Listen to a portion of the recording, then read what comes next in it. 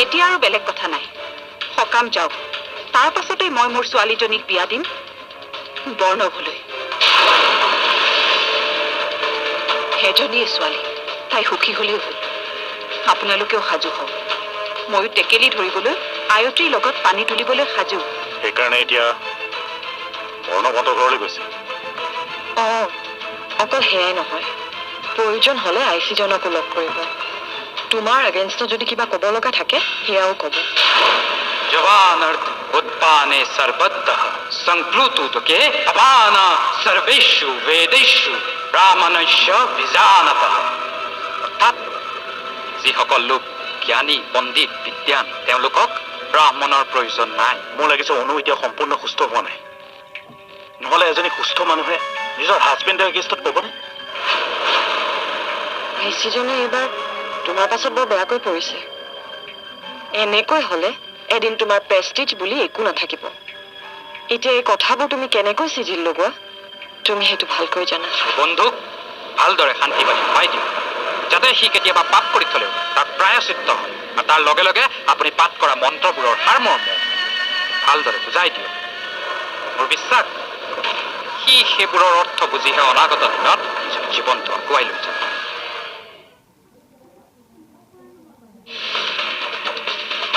তাৰমানে এই সকলোবোৰ কথা তোমাৰ ছোৱালীয়ে তোমাৰ আগত ক'লেই মোৰ ছোৱালী বুলি ক'লা যে তোমাৰ ছোৱালী নহয় নেকি আৰু শুনা মোৰ ছোৱালীৰ কাৰণে তাই দেউতাক বেয়া এটা চিন্তা নকৰে আৰু কোনোবাই যদি দেউতাকৰ বিষয়ে বেয়াকে কয় তাই গাত লাগিবই দেউতাকৰ প্ৰতি থকা মৰমত অন্ধ হৈ আছে ঠিকেই কিন্তু যিদিনাখন দেউতাকৰ আচল ৰূপটো স্পষ্টকৈ দেখিব তেতিয়া ময়ো চাম দেউতাকৰ প্ৰতি মৰম শ্ৰদ্ধা কিমান থাকে তুমি কি ক'ব খুজিছা তুমি যি কৰিলা মই সকলোকে কৈছোৱেই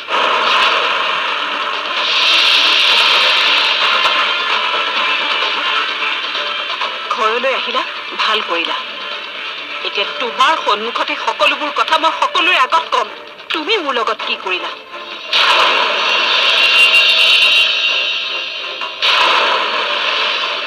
নিজৰ কথাবোৰ থাকিবলৈকে যে পত্নীক কিডনেপ কৰাৰ মানসিকতাও তোমাৰ থাকিব পাৰে সেয়া সকলোৱে জানক তোমাৰ উচতনিত গৈয়ে তোমাৰ ছোৱালীয়ে আজি এখন ঘৰ ধ্বংস কৰিলেই আৰু কি ধ্বংস কৰাৰ মানসিকতা তোমাৰ আছে কোৱা অনু নিচিঞৰিবা তোমাৰ ৰঙা চকু আৰু ধমকি লৈ মই ভয় নকৰো সহ্য যিমানখিনিলৈ কৰিব লাগে কৰিলো এতিয়া মই মাত মাতিমেই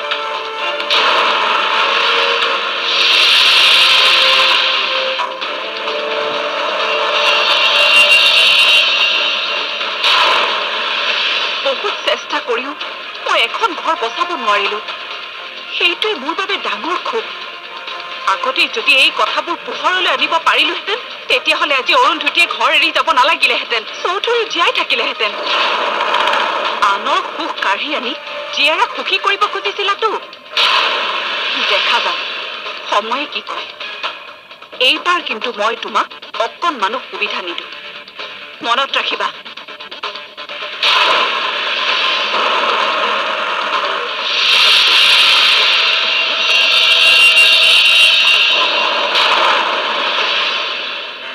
ময়ূৰী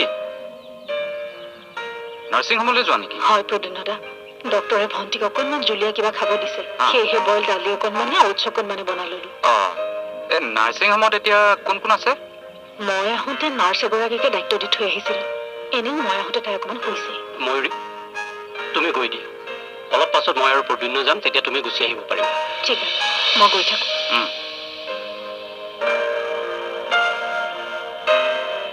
অচিন্ত, আপোনাক কিবা টকা পইচাৰ প্ৰয়োজন হ'লে মোক ক'ব।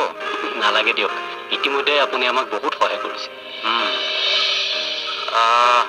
মই ভাবিছোঁ কাইলৈ ৰাতিপুৱা মই মুম্বাইলৈ ঘূৰি গুচি যাম। গতিকে আপোনাৰ যদি কিবা প্ৰব্লেম মোক ফোন কৰিব, মই আপোনাক তাৰ পৰাই কিবা এটা সহায় কৰিবলৈ চেষ্টা কৰিম। হঠাৎ মুম্বাইলৈ? ইয়াততো এতিয়া আৰু থাকি কি লাভ, বহুদিন ইয়াত থাকিলোঁ, ভাবিছোঁ এবাৰ খবৰ কৰি আহোঁ, পিছত সময় সুবিধা পালে আকৌ কেতিয়াবা আহিম। ঠিকেই কৈছে, নিজৰ পৰিয়ালটোৰ পৰা আঁতৰি যে আপুনি আনৰ বাবে ইয়াত আছেহি, সেইটো বৰ ডাঙৰ কথা। আচলতে মানুহৰ মনটো বহুত ডাঙৰ হ'লেহে এইখিনি কৰিব পাৰি।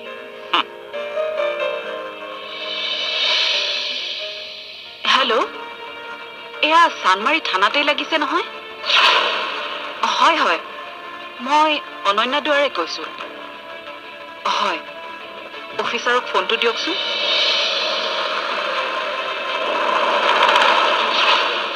আৰে, তুমি ফোনটো কিয় কাটি দিলা? তুমি থানালৈ কিয় ফোন কৰিছিলা? তুমি অহা খবৰ দিবলৈ। মই দিল্লীৰ পৰা ঘূৰি অহা কথাটো থানাত জনোৱাৰ কি প্ৰয়োজন আছে? প্ৰয়োজন আছে, তুমি ঘৰলৈ অহা খবৰটো অফিচাৰক জনোৱাৰ কথা আছিল। কি? মোক যে কিডনেপ কৰি ৰখা হৈছিল, সেই ঘটনাটোৰ তদন্ত চলি আছে। মোৰ ফালৰ পৰা থানাত এখন FIR দিছো।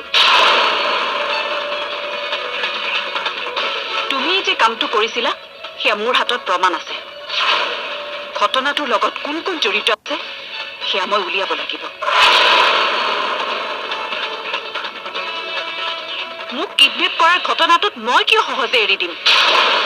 মই পোৱা কষ্টখিনি তুমিও পাব লাগিব। আৰে, তুমি বাৰে বাৰে একেটা কথাকে কিয় কৈ আছা? মই তোমাক কিয় কিডনেপ কৰিম? সেয়া মোক প্ৰমাণ দিয়াৰ প্ৰয়োজন নাই, পুলিচক দিবা। পিছে এটা কথা, আকৌ কেছটো মেনেজ কৰি হাৰি যাম বুলি নাভাবিবা।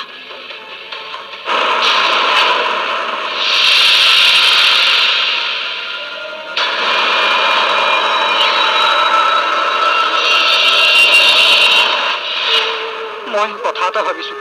কি কথা? ককাৰ সকামৰ পিছতে ময়ো চাগে এইখন ঘৰৰ পৰা যামগৈ। তই এইখন ঘৰ এৰি কলৈ যাবি? ককা জীয়াই থকালৈকে ককাকে মই সেৱা শুশ্ৰূষা কৰি আছিলোঁ। এতিয়া ককা নাই যেতিয়া এইখন ঘৰত মই কেনেকৈ থাকিম? তাৰমানে মোৰ দেউতাৰ অগাধ সা সম্পত্তি লোভ সামৰিব নোৱাৰি তুমি যে এদিন মোক বিয়া কৰাইছিলা, সেই কথা মই ভালদৰে জানো। তোমাৰ নিজস্ব আছিলে বাকী। আগতেই যদি মই তোমাক চিনি পালোহেঁতেন, তোমাৰ লগত মই কেতিয়াও বিয়াত নবহিলোহেঁতেন। দেউতা!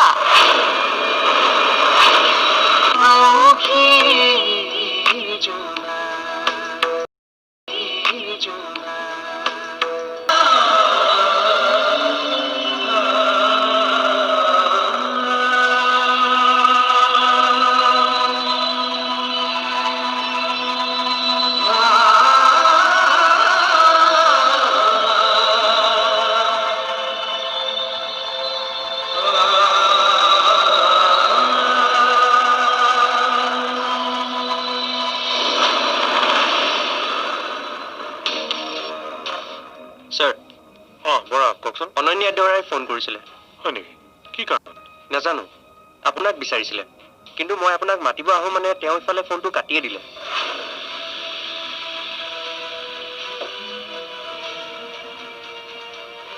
নিশ্চয় সত্য দুৱৰা ঘৰলৈ উভতি আহিছে।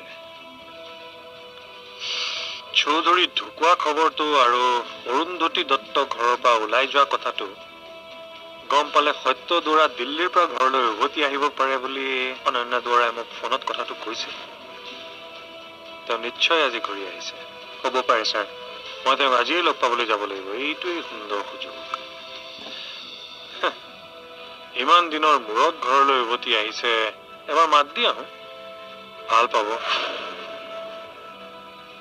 হয় ছাৰ।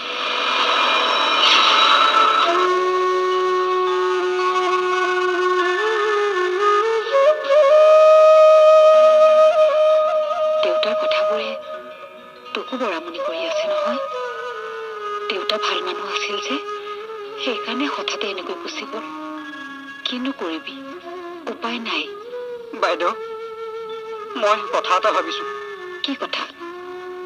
ককাৰ সকামৰ পিছতে ময়ো চাগে এইখন ঘৰৰ পৰা যামগৈ। কি তই এইখন ঘৰ এৰি কলৈ যাবি? ককা জীয়াই থকালৈকে ককাকে মই সেৱা শুশ্ৰূষা কৰি আছিলো। এতিয়া ককা নাই যেতিয়া এইখন ঘৰত মই কেনেকৈ থাকিম? তাৰমানে দেউতাৰ অবিহনে তই আমাক নিজৰ বুলি নাভাব? তেনেকুৱা কথা নহয় বাইদেউ, কিন্তু ককাৰ অবিহনে এতিয়া এইখন ঘৰত থাকি মই বৰ অশান্তি পাম বাইদেউ। এনেও ককাই মোক কৈ গৈছিল যাতে ককাৰ মৃত্যুৰ সময়লৈকে মই এইখন ঘৰতেই থাকো। গতিকে মই আপোনালোকক অনুৰোধ কৰিছো বাইদেউ, মোক ইয়াৰ পৰা যাবলৈ অনুমতি দিয়ক। এনেও ককাই সাজি থৈ যোৱা সেই ঘৰখন এতিয়া ঘৰ হৈ থকা নাই। গতিকে মই ইয়াৰ পৰা যোৱাৰ বাহিৰে আৰু অন্য উপায় একো দেখা নাই বাইদেউ।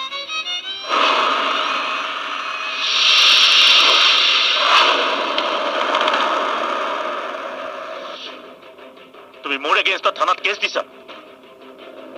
মই কৈছো এতিয়াই থানালৈ গৈ তুমি কেছটো উঠাই লোৱা। মই কিন্তু কথাটো বাৰে বাৰে কৈ নাথাকো। কিয়? কিয়? মোৰ প্ৰেষ্টিজৰ কথা আছে। মানুহে কি বুলি ক'ব? আচ্ছা, নিজৰ পত্নীয়ে স্বামীৰ ওপৰত কেছ কৰিলে তোমাৰ প্ৰেষ্টিজ যায়, আৰু সেই স্বামীয়ে পত্নীক কিডনেপ কৰিলে তোমাৰ প্ৰেষ্টিজ নাযায়?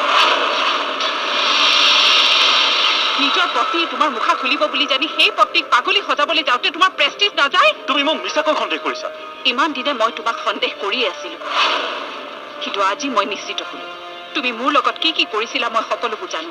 মোৰ বেমাৰত ডক্তৰে খাবলৈ দিয়া মেডিচিনবোৰ তুমি খিৰিকীৰে পেলাই দিছিলা, কাৰণ তুমি বিচাৰিছিলা মই যাতে সদায় পাগলী হৈ থাকো।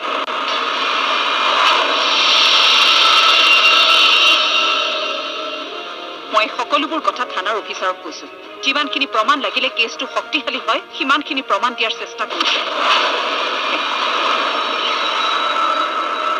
তুমি মোৰ পত্নী হৈ মোৰ ওপৰত কেছ দিবা আৰু মই সহ্য কৰি থাকিম? কেছটো উঠাই ল'বা নে নোলোৱা সেইটো কোৱা। ল'ম, কেছটো মই উঠাই ল'ম, কিন্তু তুমি মোৰ এটা চৰ্ত মানি ল'ব লাগিব। তুমি তোমাৰ ছোৱালীৰ আগত স্বীকাৰ কৰিব লাগিব যে তুমি দুখ কৰিছিলা।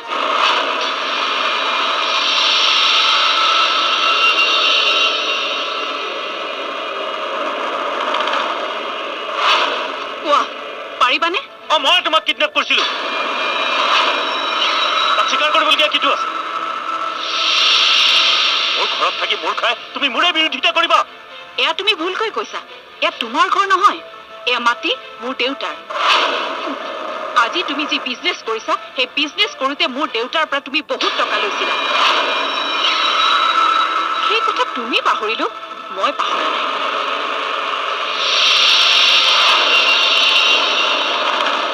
মোৰ দেউতাৰ অগাধ সা সম্পত্তি লোভ সামৰিব নোৱাৰি তুমি যে এদিন মোক বিয়া কৰাইছিলা, সেই কথা মই ভালদৰে জানো। তোমাৰ নিজস্ব আছিলে বাকী।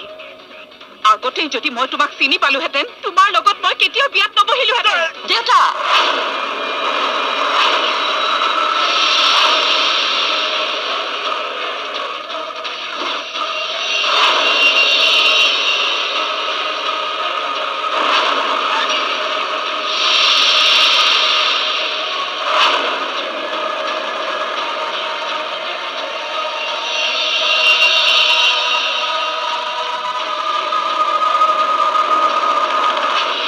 মই তোক অনুৰোধ কৰিছো বিনয়, অন্ততঃ তই মোক অকলশৰীয়া কৰি আঁতৰি নাযাবি। অকণমান সাহস দিবলৈ তই ৰৈ যাচোন। নহলে এইখন ঘৰত অকলে থাকি এদিন মই পাগলী হৈ যাম। মায়ে কোৱা কথাবোৰ সঁচা।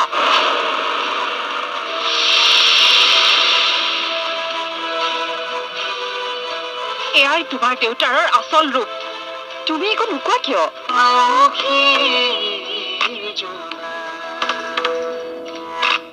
দেউতাই এৰি গল, অৰুন্ধতীয়েও ঘৰ এৰিলে। কাইলৈ এখেতৰ কামৰ বাবে ভোগজানলৈ যাবগৈ। সকলোৱে নিজৰ নিজৰ কামত ব্যস্ত হৈ যায়। সকলোৱে কেৱল নিজৰ কথাকে ভাবিছে। মোৰ কথা কোনোবাই এবাৰ হলেও ভাবিছনে? মই কেনেকৈ জীয়াই থাকিম? সকলোৱে মোক কিয় ইমান কষ্ট দিব খুজিছে? সকলো গুচি যোৱাৰ পিছত এইখন ঘৰ নহয় মৰিশালি হ'ব। ইমানতে তোকো মই ঘৰৰ ল'ৰা বুলি ভাবিছিলো, কিন্তু এতিয়া তয়ো স্বাৰ্থপৰ হলি। যা তহঁত কাকো মই ধৰি নাৰাখো। মোৰ কাৰণে কোনেও নিজৰ জীৱনটো শেষ কৰিব নালাগে, মোক কোনেও চাব নালাগে। সকাম যোৱাৰ পিছত বাবাকো মই মুম্বাইলৈ পঠিয়াই দিম। মই এইখন ঘৰত সকলোৱে থাকিম।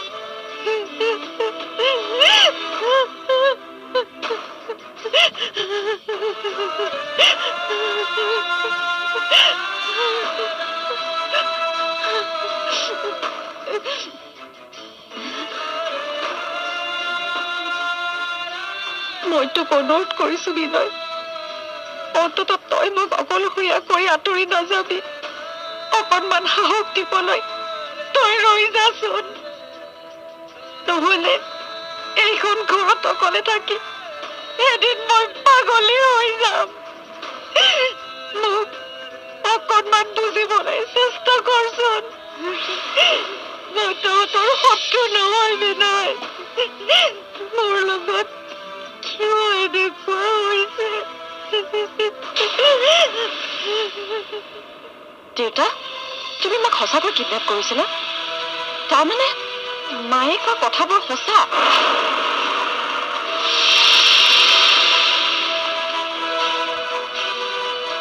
এয়াই তোমাৰ দেউতাৰৰ আচল ৰূপ। তুমি একো নোকোৱা কিয়?